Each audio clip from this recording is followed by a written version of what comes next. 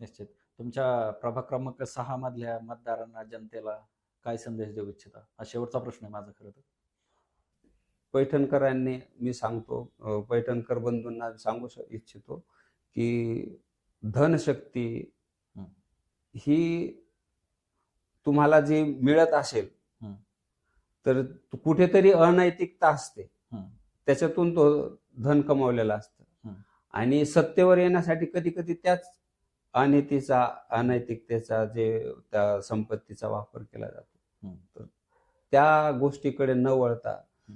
तुम्हाला जे योग्य आणि जो कर्तबगार असं तुम्हाला जे वाटत असतील की बाबा उमेदवार कोणत्याही पक्षाचा असू द्या, त्याला प्रोव्हाइड करावे. सर्व मतदार बंधूंना मी एक विनंती करतो की त्यांनी निष्पक्ष आणि आपला जो मतदानाचा हक्क आहे तो बजावावा, एवढंच मी सांगेन.